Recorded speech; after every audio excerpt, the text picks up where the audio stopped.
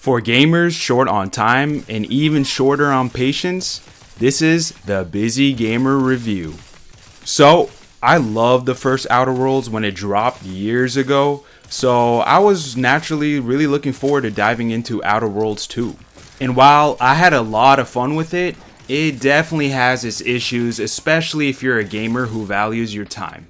So, that being said, let's get into the review. Up first, we have the learning curve. So, how long does it take to actually get the Outer Worlds 2? And the answer is quite a while. So, the game starts off with a character creator where you can customize your physical appearance and stuff like that.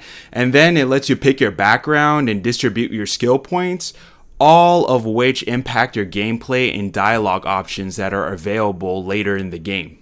Just building my character took me around 45 minutes because I actually had to read and plan like how I wanted to play, and I haven't really played the game yet, so I was kind of like not knowing how these choices are going to impact me. So after creating your character, you're dropped into your first mission. And in this mission, you get like tutorial pop-ups for basic stuff like shooting and gadgets. And that's pretty easy to pick up, especially if you've played other first-person shooters before. But what took me the most time is just understanding all of the game systems.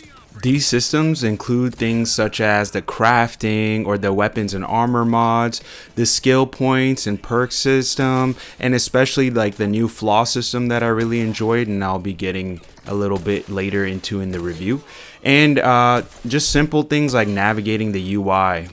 So you do get like small written tutorials the very first time you interact with one of these game systems, but I mean, in my opinion, it still takes some trial and error to really absorb everything. I had finally felt like I had a solid grasp of these systems and how everything fits together after about like 5 to 6 hours of in-game gameplay, which is quite a bit in my opinion. And it's not even necessarily that the game systems are really hard to understand or anything. Like I said, you just need some time with them to really see how they fit in the big picture of things. Now let's talk about the core gameplay loop. All this means is like, what's the rhythm of play here? So, the Outer Worlds 2 is technically an open world, but it's more like split into like subzones to explore. And the gameplay loop kind of goes something like this. You talk to an NPC, you get a quest from the NPC, you head to the marked location on your map, you shoot your way through some enemies, you loot everything in sight, and there's usually plenty of things to loot. Then you may shoot through some more enemies, you probably will find a terminal with more details about your current quest or the game world, and then you just wrap things back up with the NPC.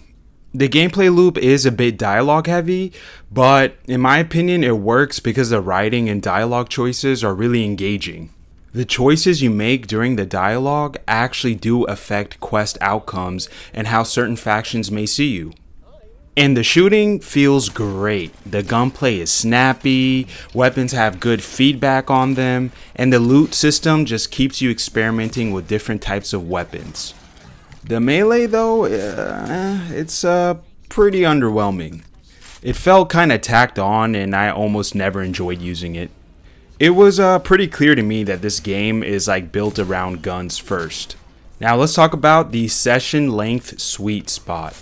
This section is all about how long you need to play in one sitting to actually have like a satisfying experience. And honestly, you're gonna need quite a bit of time. In my opinion, you'll need at least 1.5 to 2 hours per session to have a meaningful experience and enough time to experience a gameplay loop like talking to NPCs, exploring an area, and getting into some solid combat. If you only have 30 to 45 minutes, you'll probably spend most of that time just like yapping to an NPC or something. Now let's talk about progress per hour. All this really means is, do you get meaningful rewards for your time spent playing? So in that 1.5 to 2 hour window, you get rewarded in multiple ways. You get rewarded with XP, loot, new weapons, new armor, and bits, which is, by the way, the in-game currency.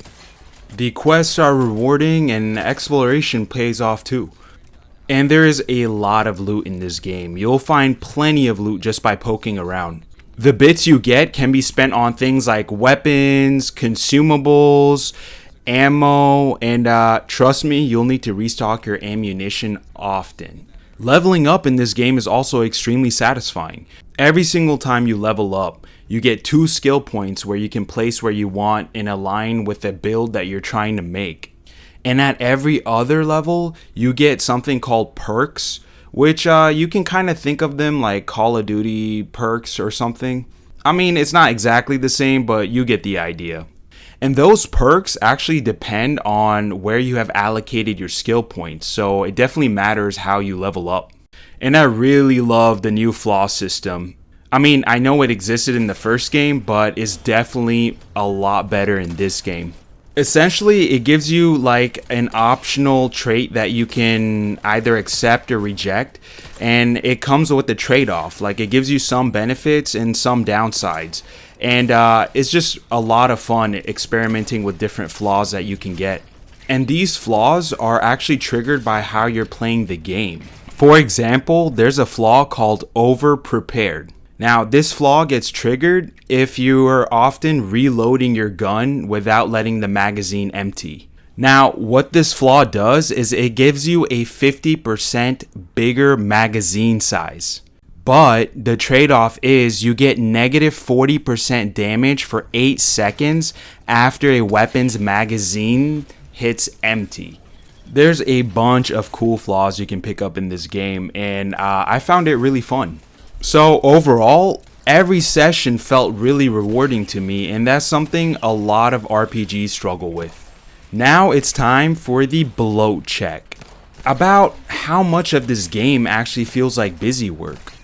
And honestly, not very much. Most of the side quests in this game are really well written and have meaningful rewards. I did encounter a few side quests here and there involving collectibles or small errands, but they're so rare that I wouldn't really consider that as much bloat at all. If you don't mind reading and really enjoy world building, then the game feels pretty lean. Now let's talk about the ease of re-entry and replay value. So, is it easy to drop this game and come back to it later? Short answer is hell no. If you take like more than a week off, you'll probably forget what was happening in your current quests and lose track of your objectives. It's a very detail-oriented story, and picking it up after a break can be pretty confusing.